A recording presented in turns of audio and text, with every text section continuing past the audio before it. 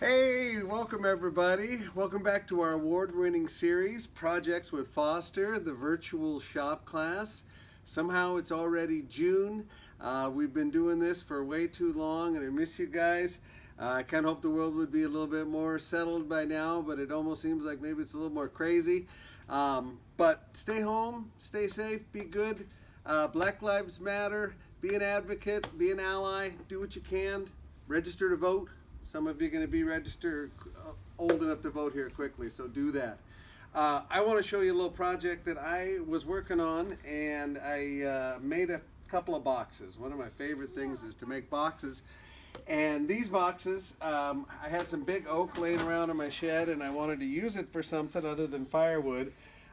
So I cut these pieces, and I made some lap joints, as you can see, because they're so bulky. I didn't want to do a miter or something like that. And so they're kind of nice. I like the way they turned out. I'm going to plant here in front of the fence, and so I can grow some vines up in that fence. But what I wanted was something different on this. I didn't want to varnish it. It's going to be outside. I didn't want to put a finish on it. Oak is not a great wood to be outside a long time, so I had to do something to it. And there's something I had learned about. I had never really tried, but I've heard about a system of coating the wood, protecting the wood using flame, using heat.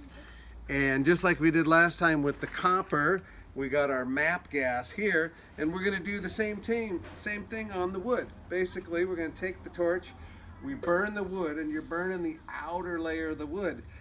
This is a fairly old technique well, we know it from Japan.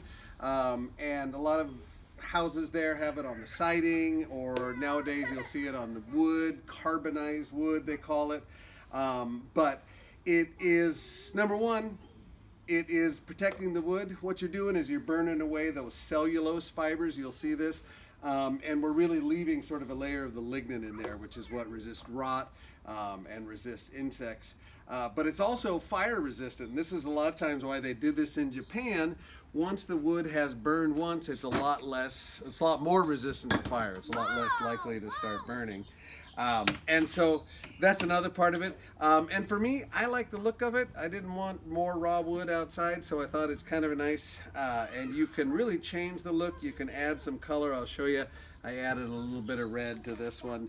But this is the one we're working on now. I've got my MAP gas. MAP gas can burn up about 3,730 degrees. That's really hot. So it's not going to take much to do this.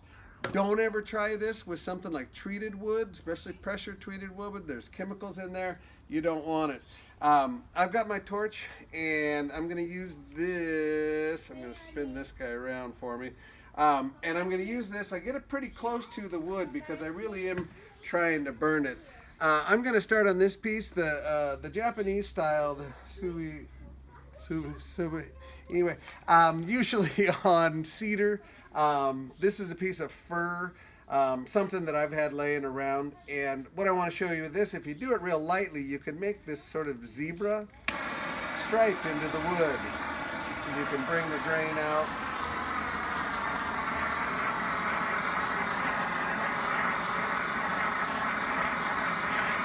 So if I do this pretty lightly, I'm just holding this here, but you can see how the winter grain and the summer grain come out differently.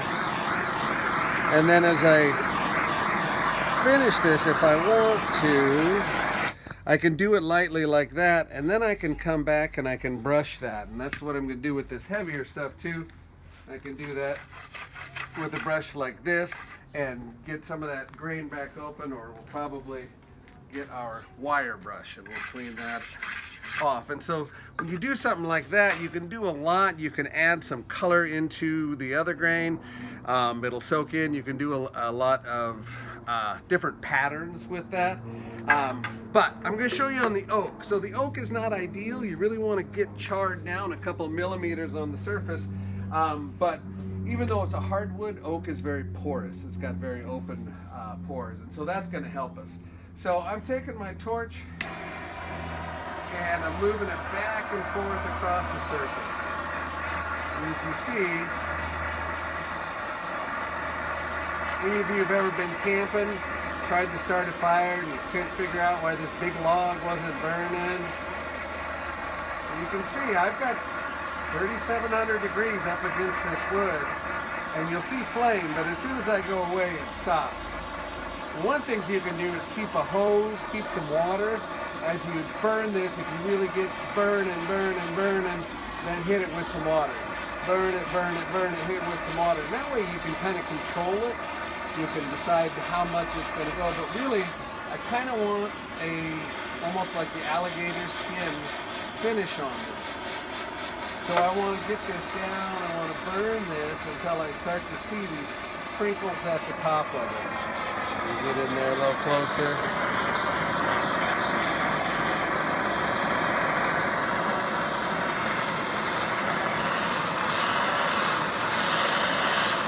You can use a propane torch with one of the bigger ends on it. If you're doing a lot of this, people do their, like I say, their sighting, and that way it would be a little bit more efficient maybe than using the plumber's torch like I've got.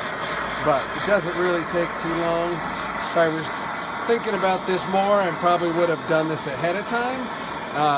Although then you're working with it and you get black stuff all over you. But so I've charred this end pretty well. I can come back if I see a light spot. I can come back, hit it again. But that's pretty black. So now I'm going to let that cool for just a second. And the next thing I'm going to do is come back and scrape that off. So I got my wire brush, and I'm just going to go, and you can see this charred flakes come right off.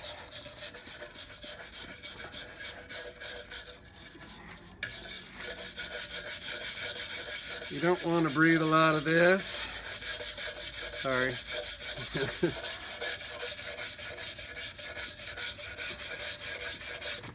So you can see I've got a lot of that blackness off of there.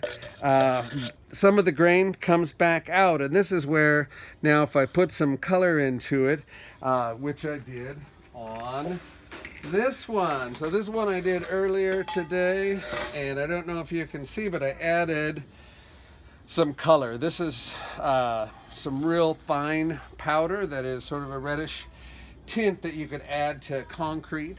And because I'm a beaver through and through, I thought maybe mix in with my black here. You can see some of the red accent in there. You can see it in some of the lighter grain. Something I'm just kind of playing with. It will probably go away a little bit more when I finish it with some linseed oil. I don't think the red will come out further, but I don't really know. That's sort of what I'm practicing. So something like this, I'm gonna brush it down with the wire brush. I'm gonna wipe it down and get all that grit off of there, just like we do in between sandings in the shop.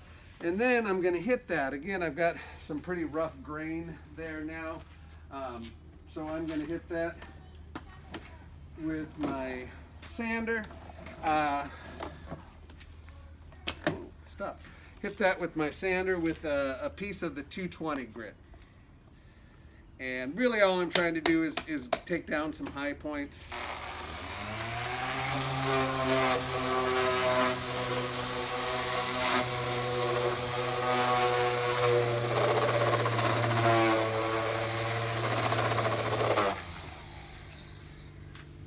And then if I wipe that down again, you can see the color come back through. So there you go. This is our one of our techniques that you can do instead of varnish. There's no chemicals involved. Kind of a neat thing. It kind of looks nice. I really like, if you look up some of the modern Japanese construction with this on the siding, I think it looks really cool. So thanks again for watching. Keep your chin up, and hopefully we will see you shortly. All right, see ya.